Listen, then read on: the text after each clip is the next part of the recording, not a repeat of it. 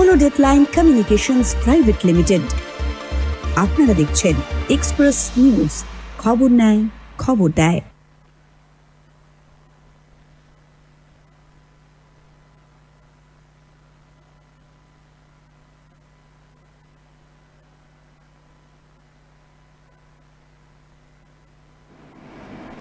নমস্কার। লোকসভার দখলদারির এই নতুন পর্বে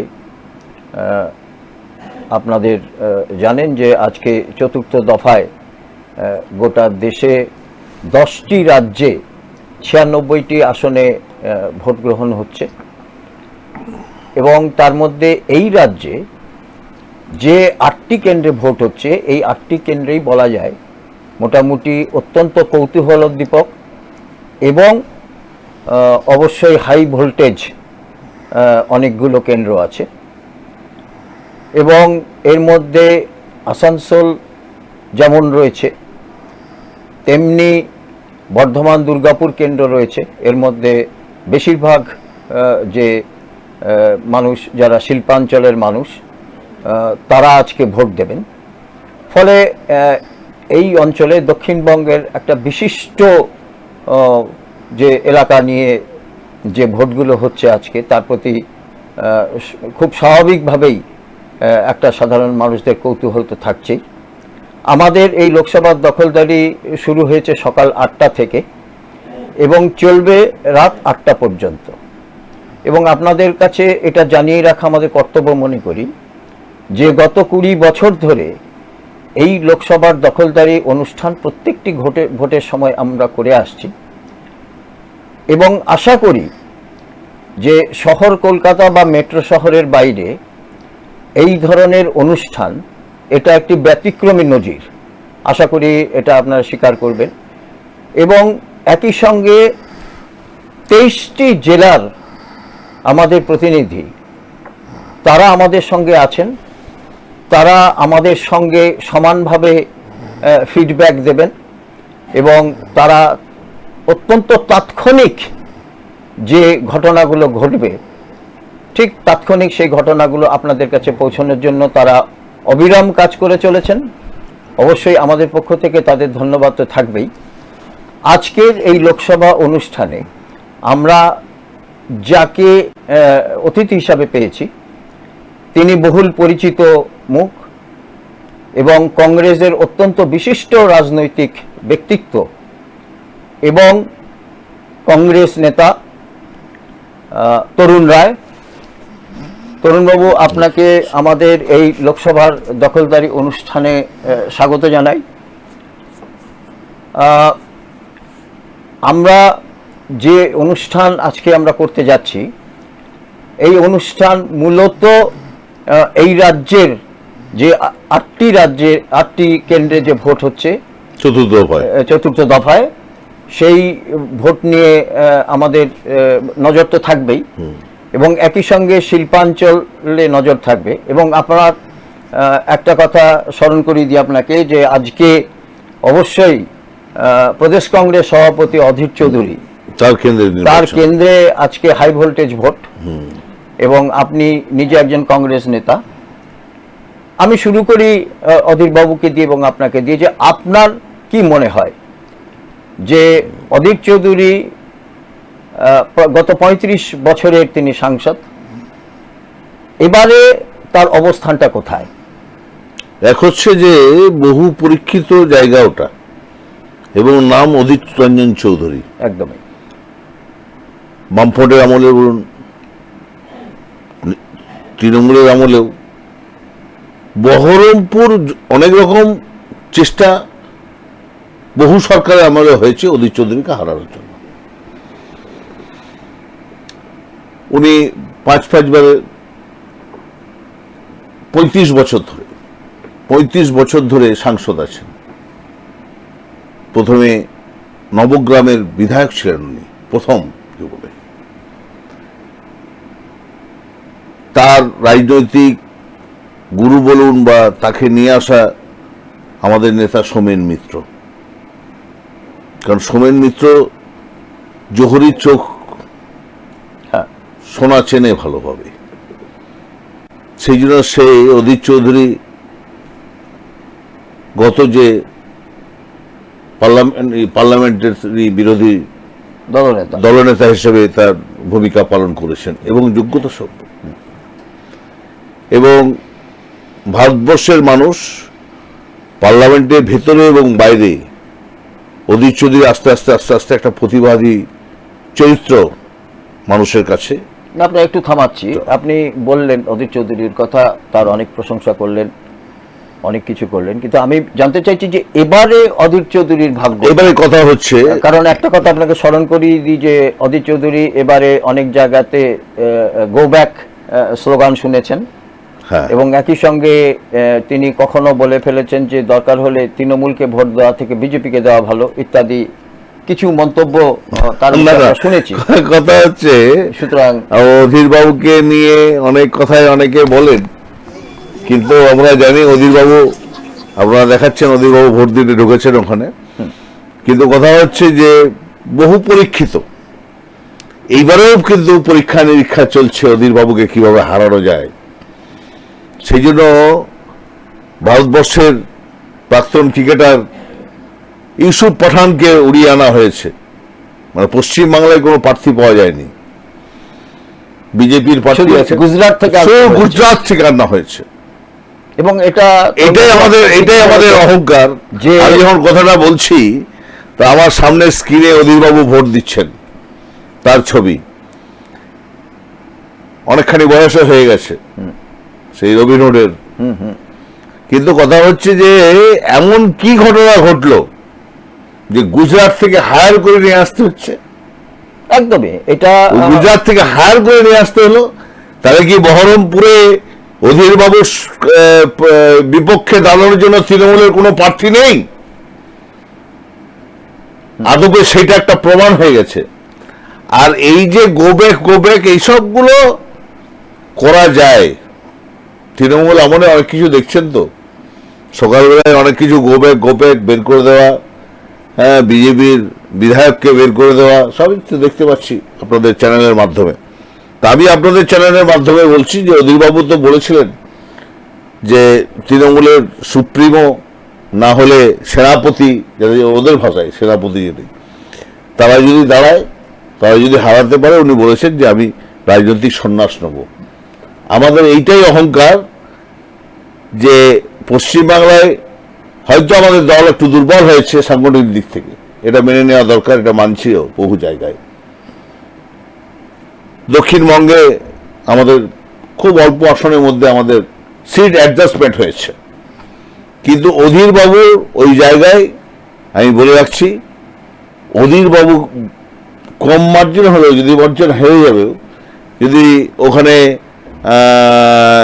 ভোটারের পারমুটেশন কম্বিনেশনের মধ্যে দিয়ে ভোট কাটাকাটি খেলায় যদি হয়, তাও অধীর বাবু আবার পার্লামেন্টে অলরেডি পৌঁছানোর দিন।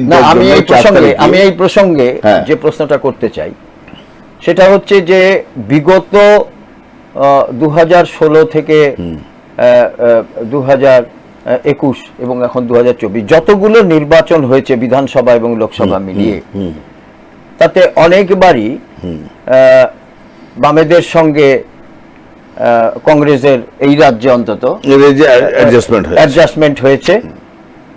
কিন্তু পরবর্তী ক্ষেত্রে দেখা গেছে যে কংগ্রেস কর্মী, তাদের ভোট কিন্তু বামে যায়নি না, কিন্তু বামেদের ভোট তারা কিন্তু আপ্রাণভাবে কিন্তু তাদের যে জোট সঙ্গী অর্থাৎ কংগ্রেসকে জেতানোর চেষ্টা করেছে।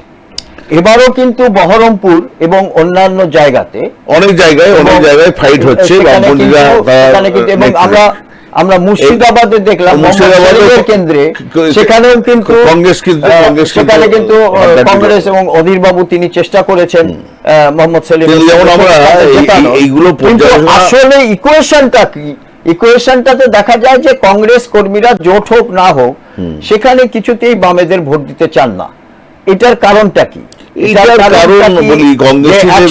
এক সময়ের তাদের কার্যকলাপ অনেক সময়, মানে সাইবাড়ির মতো ঘটনা ইত্যাদি ঘটনা কি মনে পড়িয়ে দেয়?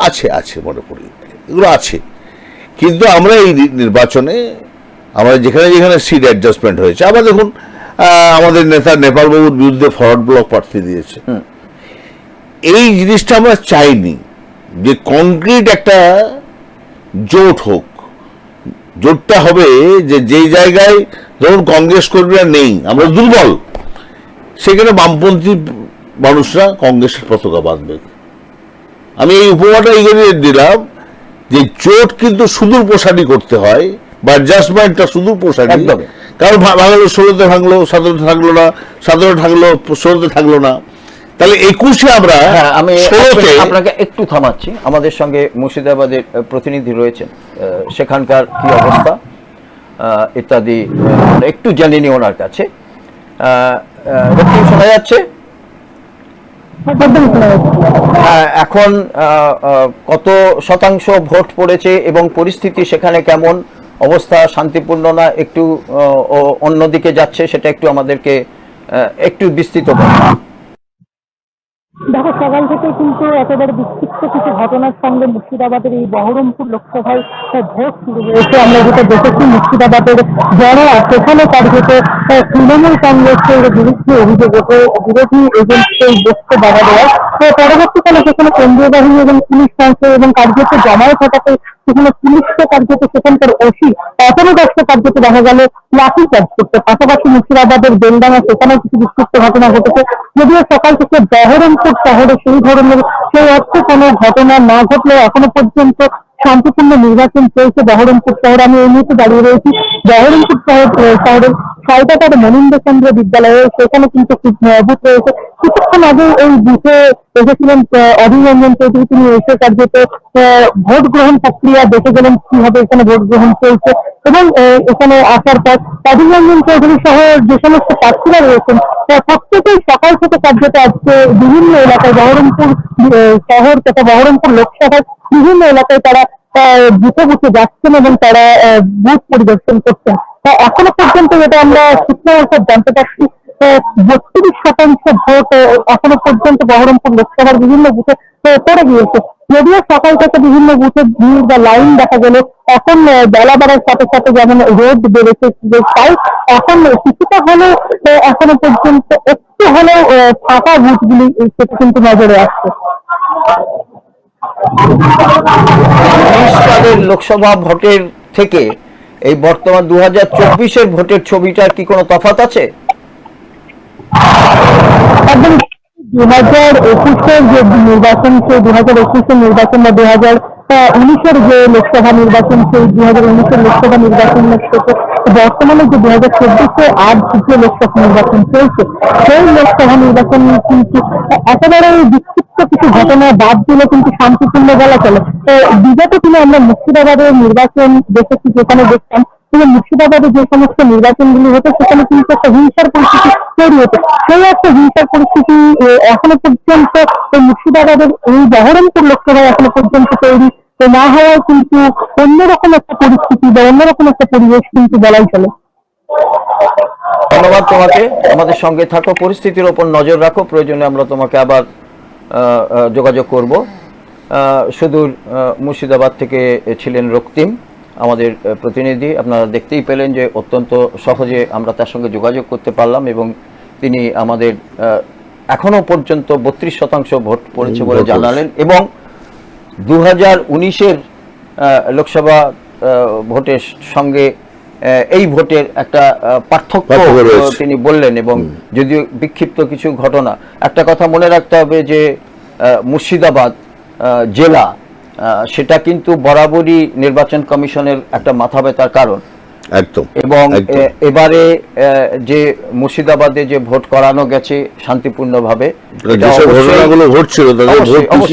এবং বছরে যেটা করানো গেছে ভোট মুর্শিদাবাদে শান্তিপূর্ণভাবে, এটা অবশ্যই কৃতিত্ব তো নিশ্চয়ই নির্বাচন কমিশনের, কোনো সন্দেহ নেই। হ্যাঁ, তো আমরা যেখানে ছিলাম যে আজকে যেটা দেখা গেল যে কংগ্রেসের সার্বিকভাবে গোটা দেশের কথা যদি বলি তাহলে যে একটা ইন্ডি জোট যেটা তৈরি হয়েছে এবং অবশ্যই এবং এই প্রথমবার সম্ভবত কংগ্রেস সব থেকে কম আসনে তারা লড়াই করতে নেমেছে সেখান থেকে কংগ্রেসের একটা দৈন্যতা তো খুব প্রকট হচ্ছেই। একই সঙ্গে রাহুল গান্ধী তিনি সাধারণ মানুষের কতটা আস্থা অর্জন করতে পাচ্ছেন, বিশেষ করে কংগ্রেস কর্মীদের আস্থা কতটা পাচ্ছেন, যদিও তিনি অনেকগুলো পদযাত্রা ইত্যাদি করেছেন, কিন্তু সেই পদযাত্রা করার পরেও আমরা দেখেছি যে 5টি রাজ্যের যে বিধানসভা ভোট হয়েছিল সেখানে কিন্তু কংগ্রেসের যে ফলাফল অত্যন্ত দুর্ভাগ্যজনক হয়েছিল, এবং রাজস্থান থেকে আরম্ভ করে ছত্তিশগড় ইত্যাদি সমস্ত জায়গা তাদের হাতছাড়া হয়েছে। সেই ক্ষেত্রে কংগ্রেসের অবস্থানটা এখন কোথায়? না, কংগ্রেসের অবস্থানটা ঠিক জায়গায়, আমি বলি কারণ কথা হচ্ছে যে কংগ্রেস একমাত্র দল যে জোট করতে গিয়ে তাদের ভূমিকাটা কিন্তু স্ট্যান্ডটা কিন্তু এক জায়গায়। আজকে কম সিট হলে একমাত্র বিজেপির পরে যদি কোনো রাজনৈতিক দল থাকে ভারতবর্ষের ম্যাক্সিমাম সিটে লড়াই করার ক্ষমতা, সেটা কংগ্রেসের আছে। কিন্তু জোট রাজনীতি করতে যে ইন্ডিয়া জোটের ক্ষেত্রে সবাইকে যে যে জায়গায় যারা শক্তিবান তাদেরকে ম্যাক্সিমাম সিট ছেড়ে দিয়ে পরে কংগ্রেস সেই জন্য একটা অনেক কম সিটেই লড়াই করছে বলতে গেলে কংগ্রেস সেটা। কিন্তু কংগ্রেসের রক্তক্ষরণটা তো কমছে না, কারণ অতি সম্প্রতি দেখেছি আমরা অনেক বড় এবং জনপ্রিয় নেতা তারা দল ছেড়ে অন্যান্য দলে চলে যাচ্ছেন, বিজেপিতে যাচ্ছেন। না না গেছে, কিন্তু পরপর যেগুলো শোনা যাচ্ছিল সেগুলো ঘটেনি। কমলনাথের ক্ষেত্রে বা আর সবগুলো যেগুলো ঘটছিল সেগুলো কিন্তু ঘটেনি এখানে। এবং তাতে আমার মনে হয় যে আজ এই চ্যানেলের মাধ্যমেই বলছি যে এই নির্বাচনটা ম্যারাক্কেল কিছু ঘটবে। মানুষ কিন্তু খুব সাইলেন্ট, মানুষ কথা কম বলছে, এবং ভারতবর্ষে বিজেপি এই দুটো টার্মে বিজেপি মিথ্যা কথা বলে খালি পার করেছে। আজকে যে 400 পার বলছে, একটা কথা বলি যে ভারতবর্ষের রাজনীতিতে রাজনীতিবিদদের প্রতিশ্রুতি এবং মিথ্যা, এটা কি কোনো নতুন? না, নতুনের নয়। মিথ্যার পার্সেন্টেজটা মিথ্যার কি কোনো সেই পার্সেন্টেজের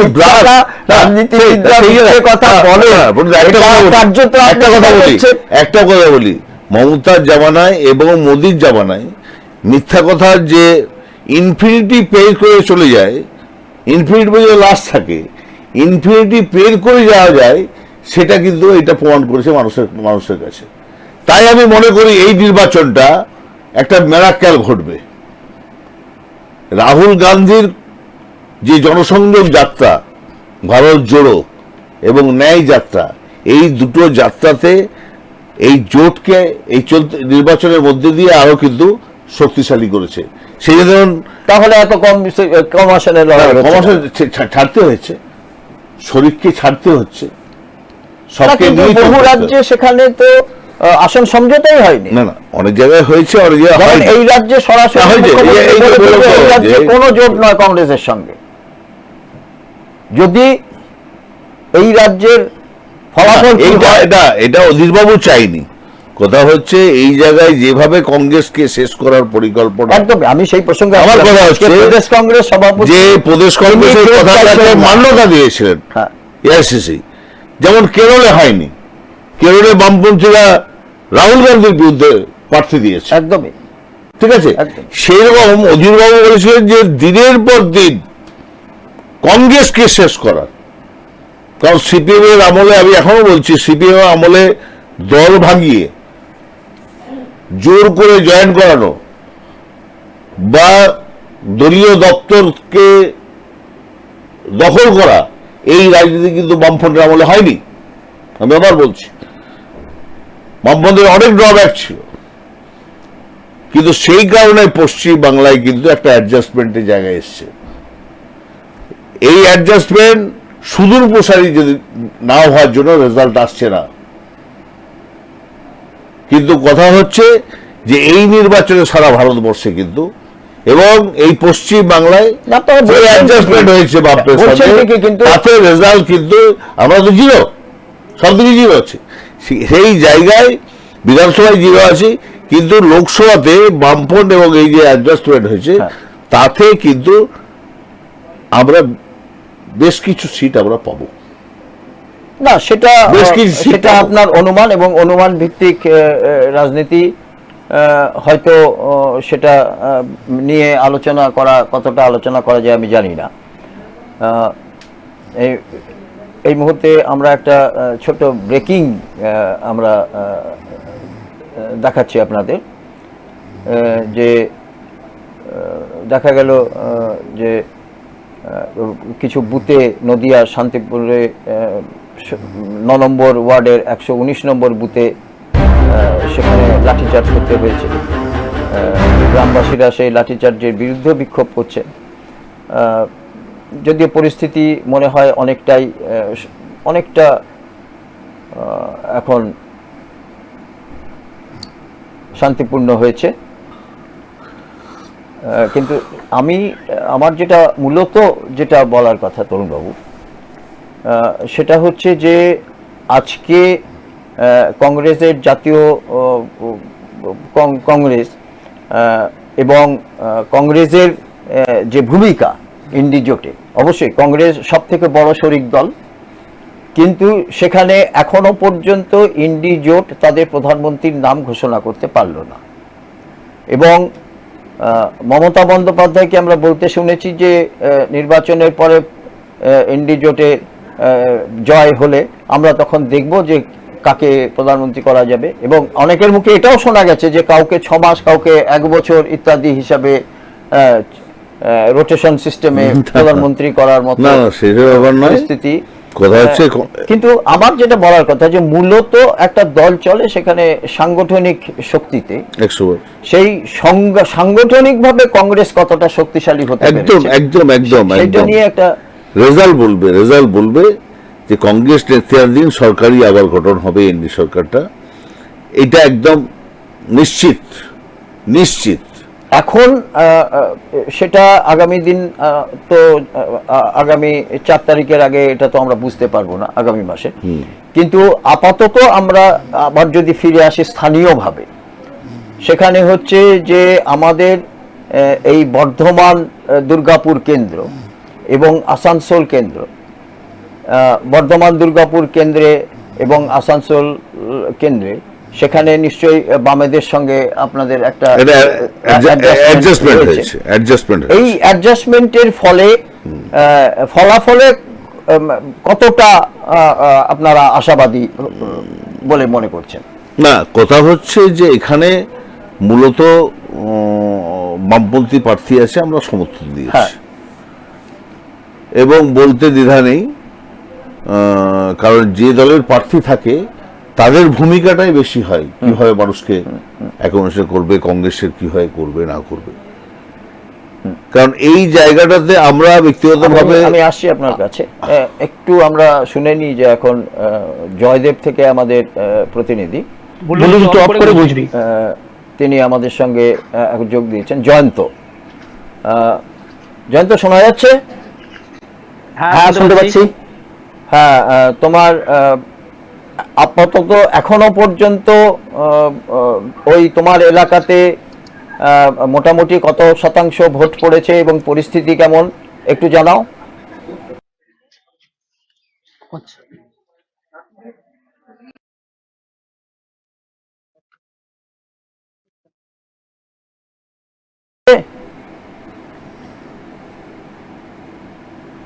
হ্যালো, হ্যাঁ শোনা যাচ্ছে? আমি দাঁড়িয়ে আছি এখন বোলপুর 41 নম্বর তপশিলি লোকসভা কেন্দ্রের ঠিক 73 নম্বর বুথে। এখানে কেন্দ্র বাহিনী এবং তৎপরতা, মানুষ উপেক্ষা না করে লাইনে সুস্থভাবে দাঁড়িয়ে নিজের ভোট নিজের হাতে দিচ্ছে, এমনই দাবি করেছেন। এবং ইলামবাজার ব্লকে প্রত্যেকটা বুথে আমি গিয়ে পরে পর্যবেক্ষণ করেছি এবং আমি নিজে দেখেছি প্রত্যেকটা সাধারণ মানুষ নিয়ে দাঁড়িয়ে নিজের হাতে নিজের ভোট দিয়েছে। এবং এখনো পর্যন্ত যেটুকু জানা যাচ্ছে 40 থেকে 50% ভোট আপাতত হয়ে গেছে এবং সুস্থভাবে। আমার কাছে যেটুকু খবর আছে, ইলামবাজার ব্লকে তথা জামিসা, সুনমুনি, জয়দেব, ইলামবাজার তথা কয়রা, পেলোয়া কোন সব জায়গাতেই শান্তি শৃঙ্খলা ভাবেই ভোট হচ্ছে। তো আমাদের এখানে যারা সাধারণ মানুষ ভোট দিতে এসেছে এই 2024 নির্বাচনে, তাদের মুখ থেকে আমরা একটু বক্তব্য শুনি। কতক্ষণ লাইন দাঁড়িয়েছো? আধা ঘন্টা। ভোট ভোট ভালো, পরিস্থিতি কেমন এখানকার? পরিস্থিতি খুব সুন্দর। তো নিজের ভোট নিজে দিতে পারছো তো? নিঃসন্দেহে আমাদের এখানে জনসাধারণ ভালো, ভোট নিজেরাই দিচ্ছে। কোন রাজনৈতিক দল কিছু প্রভাবিত করেছে? না। নাম? মনোজ কর্মকার। বলুন, ভোট কেমন হচ্ছে? ভোট খুব সুন্দর, ভোট কোনো ঝগড়া ঝামেলা নেই, শান্ত ভোট হচ্ছে। প্রশাসনিক ভূমিকা কেমন আছে? খুব সুন্দর, খুব সুন্দর সাহায্য করছে আমাদেরকে এবং খুব ভালোভাবে ভোট হচ্ছে। কোনো ঝগড়া ঝামেলা কোনো কিছু নেই, শান্তশিষ্টভাবে ভোটটা হচ্ছে। আর তোমার নাম? শেখ হোসেন। কাকা, বলো। 2024-এ এই যে চূড়ান্ত নির্বাচন, চতুর্থ দফায় ভোট, কেমন লাগছে? খুব সুন্দর। ফল কি হবে বলে মনে হচ্ছে? তা এখন পেতে যাবে না, কি হবে সেটা কি করে বলবো আমি। নিজের ভোট নিজেই দেবো। কোন রাজনৈতিক দল কিছু প্রভাবিত করেছে? না। নাম? বিশ্বনাথ মন্ডল। আজকে ভোট দিতে পারে কেমন লাগছে? এখনো তো দিনে দেবো, তো মনে হচ্ছে খুব ভালোই হবে, খুব শান্তভাবে ভালোই তো লাগছে। এখানকার পরিস্থিতি খুব সুন্দর, আচ্ছা, কোনো ঝগড়া কিছু নেই। কেন্দ্র বাহিনী এবং রাজ্য পুলিশের ভূমিকা খুব সুন্দর।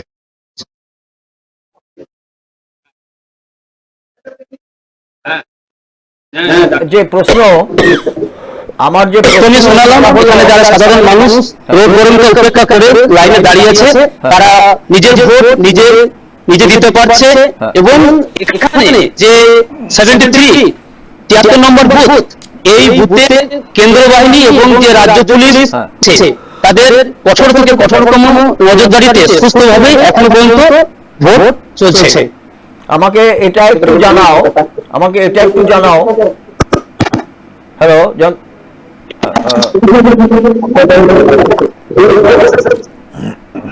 হ্যাঁ, ওনার সঙ্গে যন্ত্রের সঙ্গে আমাদের যোগাযোগ আপাতত বিচ্ছিন্ন হয়েছে। হ্যাঁ তরুণবাবু, যেখানে আমরা ছিলাম, আপনি যেটা বলছিলেন যে আমি যেটা বলছিলাম যে সাংগঠনিকভাবে কংগ্রেসকে আমরা দেখিনি যে বিভিন্ন রাজ্যে তারা সংগঠনকে তৈরি করতে পারছে, অন্তত সাম্প্রতিককালে।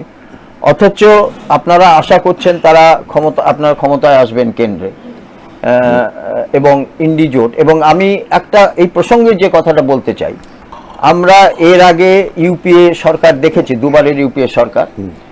এছাড়া আমরা বিভিন্ন সময় বিভিন্নভাবে আমরা দেশে জোট সরকার দেখেছি, যে সরকারগুলোকে নিয়ে আমরা অত্যন্ত দুর্ভাগ্যজনকভাবে যে কোনো সরকারই তাদের 5 বছর টেকাতে পারেনি। একমাত্র ইউপিএ আমরা দেখেছি, সেটা 10 বছর তারা ক্ষমতায় থেকেছে, কিন্তু 10 বছরের পরে আর থাকেনি। সুতরাং ইন্ডি জোটের ভবিষ্যৎ কতটা মজবুত, এটা নিয়েও কিন্তু একটা প্রশ্ন কিন্তু উঠছে। কারণ ইতিমধ্যেই কিন্তু বিভিন্ন জায়গাতে কিন্তু ইন্ডি জোটের সঙ্গে কিন্তু তার জোট সঙ্গীতের কিন্তু অনেকগুলো পার্থক্য রয়েছে, সরাসরি তাদের কিন্তু জোট হয়নি বলা যায়। একদম একদম। এই জায়গায় আমরা কিন্তু আমাদের লেভেলে আমরাও সন্দিহান। যেমন পশ্চিমবাংলায় তৃণমূল কংগ্রেস ইডি জোটে আছে, পশ্চিমবাংলায় কিন্তু ত্রিমুখী একদমই লড়াই হচ্ছে। একদম। এই জায়গায় সাধারণ মানুষ কিন্তু, কেরালাতেও তাই হচ্ছে। এই জায়গায় মানে একটা জোট হতে গেলে বিশ্বাস এবং ত্যাগ, একদম, এই দুটো কিন্তু দরকার। যেমন সেই জায়গাটাতে কিন্তু আমার মনে হয় কিছুটা খামতি আমাদের আছে, তা সত্ত্বেও আমি বলছি, তা সত্ত্বেও যেখানে যেখানে হয়নি সেখানে মানুষ ডিসাইড করবে। এবং একটা মেরাক্কেল, বললাম তো, এই নির্বাচন ভারতবর্ষের মেরাক্কেল একটা রূপ দেবে। না, নির্বাচনের পরে, অর্থাৎ আপনাদের সংগঠন থাক না থাক, সাধারণ মানুষের পূর্ণভাবে ভরসা করতে হবে যে তারা একটা ঘটাবে। হ্যাঁ, এটা ধারণা। কিন্তু আমি প্রসঙ্গত আরেকটা কথা বলি, যে আজকে বিহারে আপনাদের অন্যতম শরিক লালু প্রসাদের দল, লালু প্রসাদ তিনি 8 একটা মামলায় অভিযুক্ত, হ্যাঁ তিনি সরাসরি শাস্তিপ্রাপ্ত, শুধু অভিযুক্ত নন, হুম। তিনি প্যারোলে ছাড়া পেয়েছেন, অথচ তিনি গোটা তিনি একটা ইন্ডি জোটের তিনি অন্যতম প্রধান মুখ, এবং সেখানে আজকে পশুখাদ্য কেলেঙ্কারির কথা, এটা একটা আন্তর্জাতিক দুর্নীতির পর্যায়ে পড়ে। আপনাদের সঙ্গী হচ্ছেন তিনি, এবং আপনারা তাকে নিয়ে চলছেন। না না, তার ওই দুর্নীতির বিরুদ্ধে কংগ্রেস তো রাস্তা যাবেনি। তাহলে আপনারা তো তাকে পাশে নিয়ে জোট করছেন। সাধারণ মানুষ সেটা বুঝছে না। সে তো পশ্চিমবঙ্গের সব রাজ্যেই তো অনেকে আছে তার না না, সাজাপ্রাপ্ত পশ্চিমবঙ্গে কে আছে? না না না না, লালু তো আগেও ছিল, কিন্তু লালুর এই ঘটনার জন্য কংগ্রেস কি আন্দোলন করেছে? তা নয়। আপনি ভুল করছেন। এই লালুর সাজাটা কিন্তু বিজেপি আমলে হয়নি। আপনি দোষ দিতে পারবেন না যে বিজেপি আমলে সাজা হয়েছে, বা বিজেপির পুলিশ বা বিজেপির, এইটাই তো কংগ্রেস। হ্যাঁ না, কিন্তু আমি যেটা বলছি, আপনারা সাধারণ মানুষের উপরে ভরসা করছেন। হ্যাঁ, সাধারণ মানুষ চুজ করবে। অথচ সাধারণ মানুষের আপনারা সরাসরি, আমার কথা হচ্ছে সরাসরি নয়, বিহারে এটাও দেখছে বিভিন্ন রাজ্যে আপনাদের জোট হচ্ছে না। তাহলে এবারে কিছু জোট হচ্ছে না। আপনারা বলছেন যে ফলাফলের পরে আমরা জোট করব। হ্যাঁ, না না, আমরা জোট আছে, কোথাও কোথাও খামতি আছে। জোট কোথায় আছে? জোট অ্যাডজাস্টমেন্ট আছে। এই রাজ্যে মুখ্যমন্ত্রী সরাসরি বলেছেন এই রাজ্যে কোনো জোট নেই। বলছে, কিন্তু কথা হচ্ছে আমরা পশ্চিমবাংলার কংগ্রেস, অধীর বাবুর নেতৃত্বে কংগ্রেস, অধীর বাবু জোট চাননি, ওইটাই আজকে অধীর বাবু জোট চাননি। না না, বলছে তো যে এখানে তৃণমূলের সঙ্গে আমরা জোট করব না, আমরা মেনে নিয়েছি, কারণ আমাদের রিয়েল বস অধীর চৌধুরী পৌরসভার সভাপতি, তিনি ডিসাইড করেছেন, আমরা মেনে নিয়েছি। তাহলে আপনারা ভাবছেন যে কিন্তু এই অ্যাডজাস্টমেন্টের মধ্যে যে ফলাফলের পরে যদি ভালো ফলাফল করে আমাদের খামতি, তাহলে সেই অধীর বাবুকে তো আপনারা সেই জোটে নেবেন আবার? না না, কোনো ব্যাপার নেই। আমার কথা হচ্ছে এটা একটা হযবরলের ব্যাপার হচ্ছে। এবার বলি পশ্চিমবাংলায় অ্যাডজাস্টমেন্ট জোট হয়নি, অ্যাডজাস্টমেন্ট বামফ্রন্টের সঙ্গে। আমরা 12টা সিটে লড়ছি, ঠিক আছে। আবার ওই যে বললাম যে নেপাল বাবুর বিরুদ্ধে আবার প্রার্থী দিয়ে দিয়েছেন, ঠিক আছে। তো এইগুলো চলছে। যেমন পশ্চিম বর্ধমানে সিপিএম প্রার্থী সমস্ত জায়গায় চলছে না। আপনি বলছি তো, আমি বলছি না তো, চলছে না। অথচ আপনি মানুষের উপরে, মানুষই তো সব, দেশের মানুষের উপরে নির্ভর করে বসে আছে, যে দেশের মানুষ নির্ভর তো তাদের উপর করতেই হবে। কংগ্রেস যে পরে কিসের ভিত্তিতে মানুষ আপনাদের নির্ভরটা করবে আপনাদের উপরে, সেটা বোঝান। কংগ্রেসকেই তো নির্ভর করবে। যা দেখছেন ভারতবর্ষে সবই তো কংগ্রেসের আমল থেকে। কংগ্রেস ছাড়া কি হতে পারে? আমি এটা সেটা স্বাধীনতার পর থেকে যে কংগ্রেস ছিল, সেই কংগ্রেস আজকে নেই। না না, নেই কোথায়?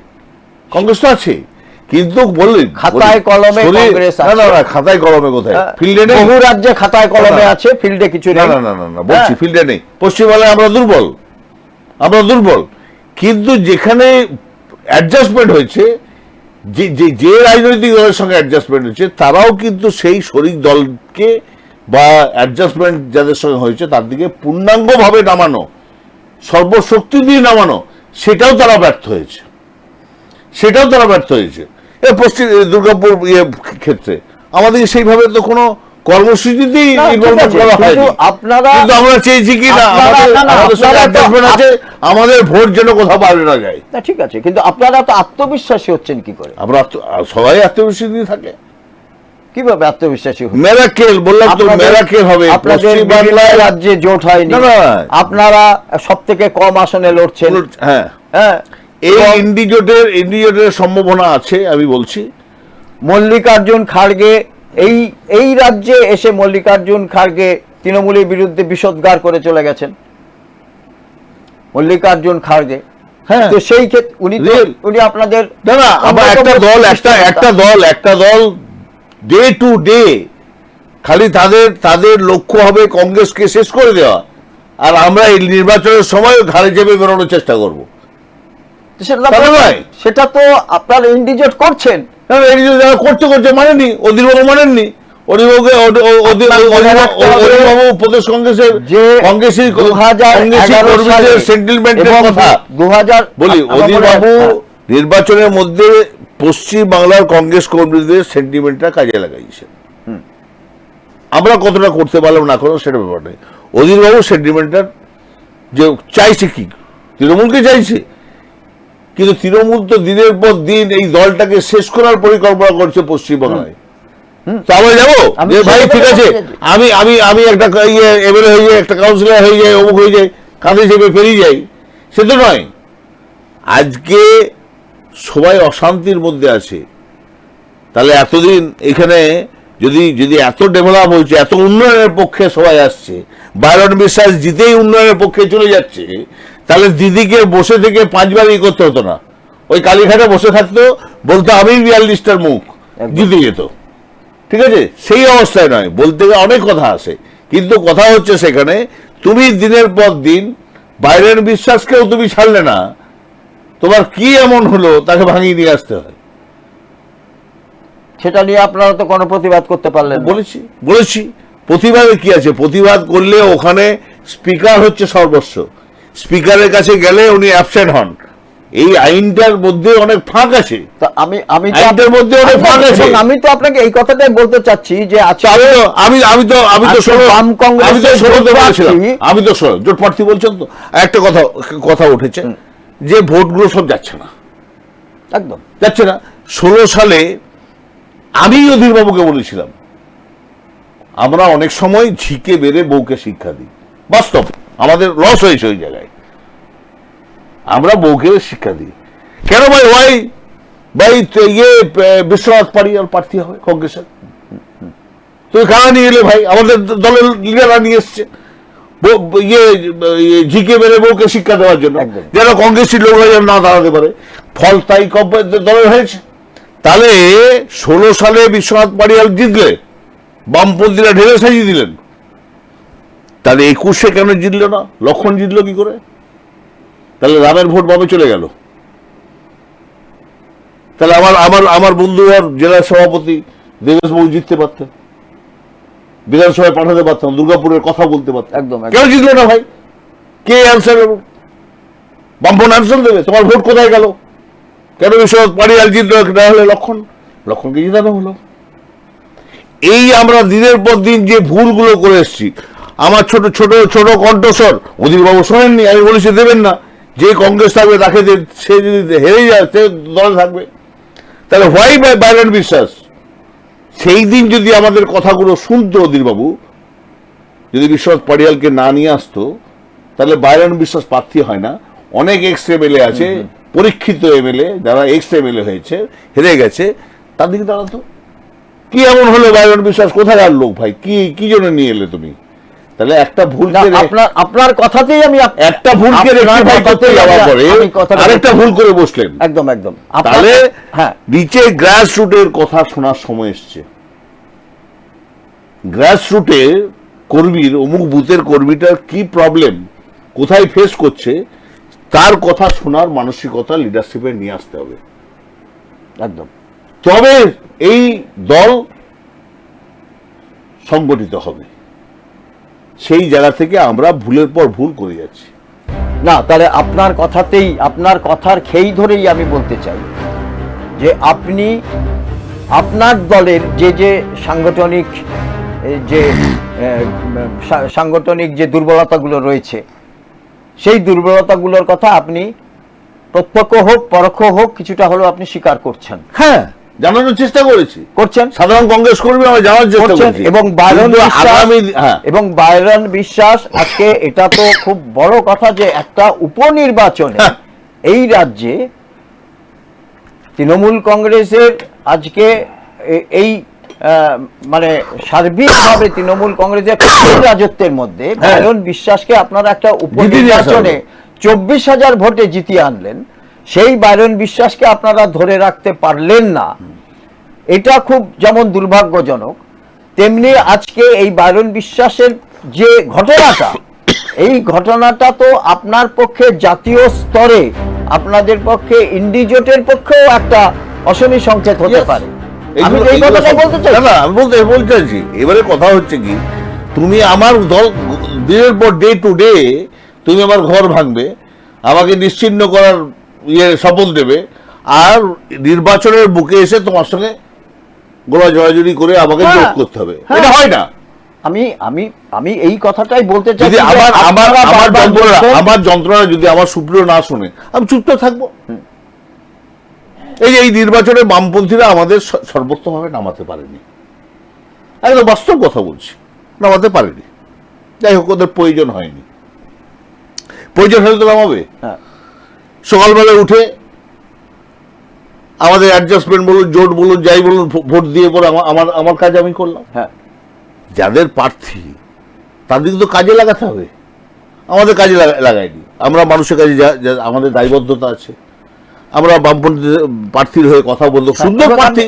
এবং আপনি এটা স্বীকার করছেন যে শিল্পাঞ্চলে মূলত আসানসোল দুর্গাপুর এলাকাতে আপনাদের সাংগঠনিক দুর্বলতা আছে আচ্ছা, আছে আছে। কিন্তু এটা কেন আপনার মনে থাকতে পারে যে আজকে আনন্দ গোপাল এবারে মুখোপাধ্যায় থেকে কথা আরম্ভ হচ্ছে, করে হ্যাঁ। বিশিষ্ট কংগ্রেস নেতৃত্ব দুর্গাপুর থেকে তিনি প্রদেশ কংগ্রেস সভাপতি হ্যাঁ, হয়েছিলেন। হ্যাঁ। এই দুর্গাপুর থেকে তিনি কিন্তু তিনি আইএলও গেছেন, আইএলও নেতৃত্ব দিয়েছেন, দিয়েছেন। সমাজীয় অংশে নেতৃত্ব অথচ দিয়েছেন। সেই দুর্গাপুরে আজকে কংগ্রেস কর্মীদেরকে দূরবীন দিয়ে খুঁজতে হচ্ছে 100 এবং তারপরেও আপনারা বলছেন দেখুন, যে- কিছু ভেক লোক কংগ্রেসের নাম নিয়ে কংগ্রেসের মধ্যে ছিল, কারণ শিল্প শহর, ঠিক আছে, ট্রেডের না, নামে তাতে ট্রেড। এত বড় সংগঠনটা ভেঙে আমি বলি পড়ে যাবে। ওটা ভেঙে পড়ছে, বলি আমার দোষটাই দোষ আছে, আমরা 5 জন একটা জায়গায় দাঁড়াতে পারছি না, এর রেকটিফাই দরকার আছে। লিডারশিপকে শুনতে হবে, লোয়ার লেভেলের কর্মীদের কথা একটা জায়গায়। আপনি প্রথমেই পরিচিতি দিলেন যে আমি কংগ্রেস, বহু পরিচিত, আমি একদম, কংগ্রেসের একদম। মধ্যে। এতে কোনো সন্দেহ নেই। আমি জেলা সভাপতি ছিলাম, প্রাক্তন হয়েছি। প্রদেশ কংগ্রেসের একটা মিটিং হয়নি যে সবাইকে ডাকা হবে, জেলা সভাপতি একজন থাকবে, এ না হলে বি না হলে সি থাকবে। তাহলে ডিইএফ তারা কংগ্রেসই থাকবে বলছে, তাদেরও প্রয়োজন আছে, তাদের কল দাও, একদম। জেলাওয়ারি কল দাও। প্রদেশ সভাপতি এত ব্যস্ত হয়ে পড়েছেন আমাদের, পার্লামেন্টে একদিকে পার্লামেন্ট, একদিকে প্রদেশ কংগ্রেস, এই ব্যাপার আমাদের বলার স্পেস নাই। স্পেস না থাকাকালীন সর্বনাশটা যা হবার হয়ে যাচ্ছে দলে। আমাদের তাকিয়ে থাকতে হচ্ছে অন্য স্টেটের দিকে। কংগ্রেস যদি ওখানে ঠিক মতন ভালো রেজাল্ট করে, তাহলে এই দিকে মানুষ জাগবে। কিন্তু লিডারশিপের প্রয়োজন আছে শোনার। তাতে যদি এই কথা বলার জন্য আমাকে দোষায়িত হতে হয়, কাঠগোড়ায় দাঁড়াতে হয়, আমি এই কথা কাঠগোড়ায় দাঁড়িয়েও বলতে পারি। না কিন্তু ভুল না, ঠিক আছে, কিন্তু আমি এই কথাটা বলতে চাই যে আপনি মূলত এই অভিযোগটা বর্তমান প্রদেশ সভাপতির বিরুদ্ধে না, বিরুদ্ধে না, হ্যাঁ, আমার কথা, বা তাকে নিয়ে, আমাদের বিরোধিতা না হোক, না, না, আমাদের সত্যি কথা বলতে হবে তো। হ্যাঁ, তার যে ভুলগুলো আছে আপনি সেগুলো বলছেন, কিন্তু তার আগে যিনি প্রদেশ কংগ্রেস সভাপতি ছিলেন তার কতটা কৃতিত্ব ছিল কংগ্রেসকে রিভাইভ করার, বা তার কতটা যতটা চেষ্টা সময় ছিল, পেয়েছিলেন, তার কতটা করেছিলেন। চেষ্টা ছিল, ওনার তো বলি, উনি সবাইকে নিয়ে চলার চেষ্টা করেছিলেন, কিন্তু আখেরে তো হয়নি। এই কথাটা মনে রাখতে হবে যে আপনি খেলার ময়দানে আপনি যতই ভালো খেলুন, তরুণবাবু, আমি আমি বলি, ভালো আমি খেলছি, বলি, আমাকে যদি আপনি বল না দেওয়া খেলার- হয়, আপনি খেলার আমাকে বল পাস না দিলে আমি গোল করব কি করে?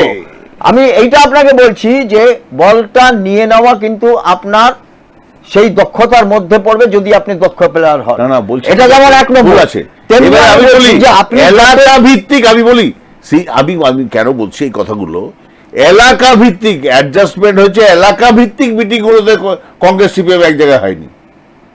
তুই লোকাল লিডারশিপকে ডাকবে না ভাই? লোকাল লিডারশিপে কংগ্রেস কে আছে, সিপিএম ডাকবে না?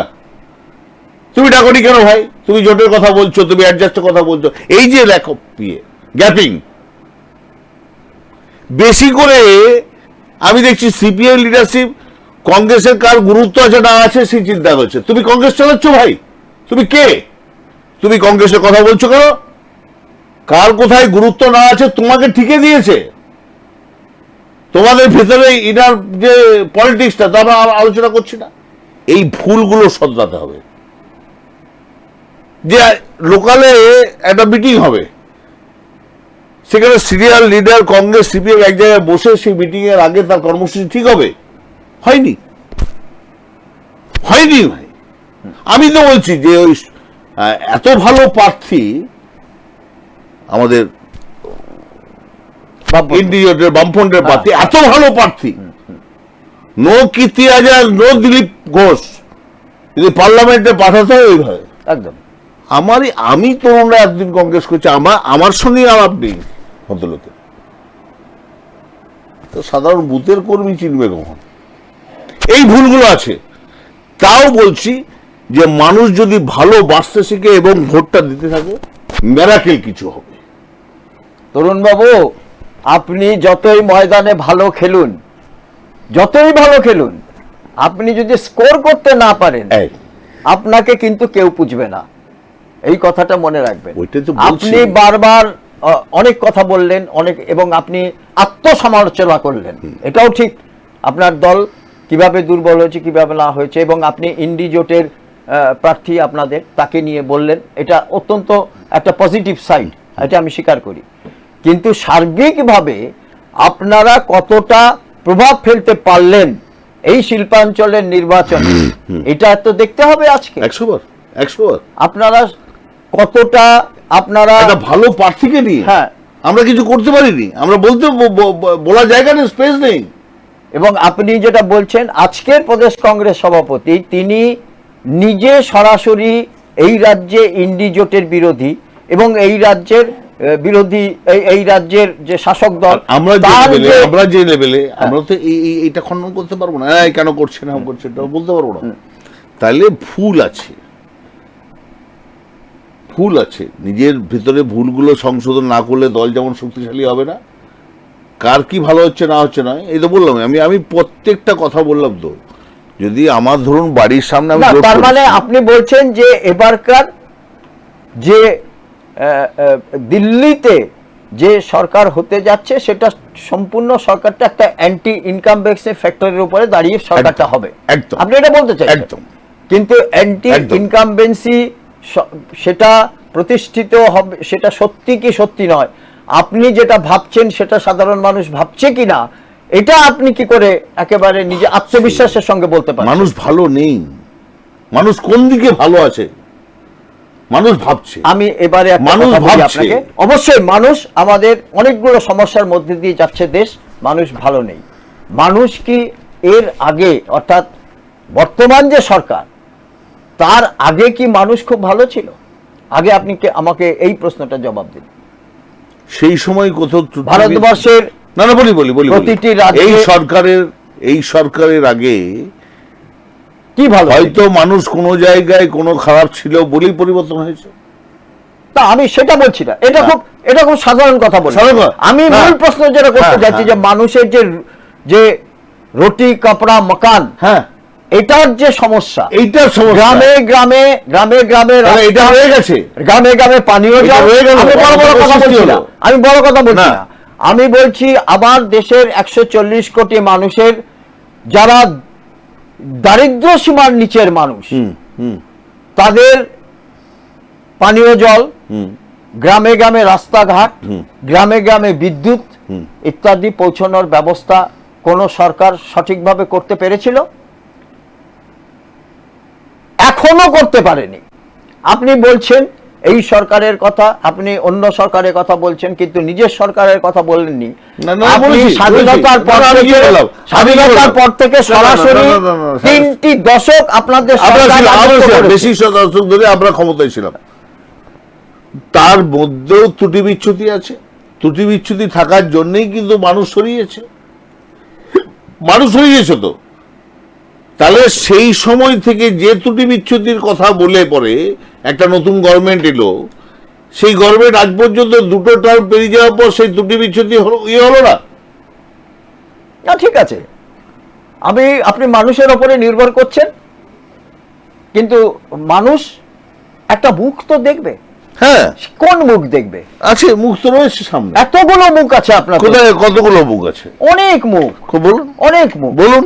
আপনি বলছেন রাহুল গান্ধী নিজেকে তো বলেননি যে আমাকে প্রধানমন্ত্রী প্রজেক্ট করো, এইটাই তো কংগ্রেস, না এইটাই তো কংগ্রেস। ইন্ডি জোটে অন্যরাও তো বলেনি। সেটা তো কংগ্রেস দায়ী নয়, সেটা তো কংগ্রেস দায়ী নয়। আমি তরুণবাবু, এবারে কথা হচ্ছে আমি একেবারে শেষ মুহূর্তে চলে এলাম, এবং এই যে লোকসভার দখলদারি যে অনুষ্ঠান, এই অনুষ্ঠানে আপনি এলেন। আমরা অনেকগুলো বিষয় আলোচনা করলাম, স্থানীয় থেকে একেবারে জাতীয় স্তর পর্যন্ত, এবং খুব খোলাখুলি। আমি নিজেকে ডিফেন্ড করতে চাইনি। আপনি যেটা সত্যি সেটা সত্যি তুলে ধরেছেন এবং আত্মবিশ্বাসের সঙ্গে বলেছেন। এটা খুব ভালো লাগলো আমাদের। আমরা পরবর্তীতে এই অনুষ্ঠানেই থাকবো, লোকসভার দখলদারি আপনারা জানেন রাত 8টা পর্যন্ত থাকবো, এবং আমাদের সঙ্গে 23টি জেলা থেকে আমাদের প্রতিনিধিরাও থাকবেন আপনাদের সঙ্গে, এবং আপনারা তো অবশ্যই থাকবেন আমাদের সঙ্গে। আজকে আমাদের আর সময় না থাকায় পরবর্তী আমাদের এপিসোডের জন্য আপনারা অবশ্যই আমাদের এক্সপ্রেস নিউজে চোখ রাখুন।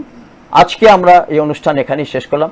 অনেক ধন্যবাদ তরুণবাবু, আপনি আমাদের এখানে এলেন, আমাদের সঙ্গে থাকলেন, অনেক ভালো লাগলো, এবং খুব আত্মবিশ্বাসের সঙ্গে অনেকগুলো আত্মবিশ্লেষণ করলেন, এটাও আমাদের পক্ষে খুব ভালো লাগলো। ধন্যবাদ।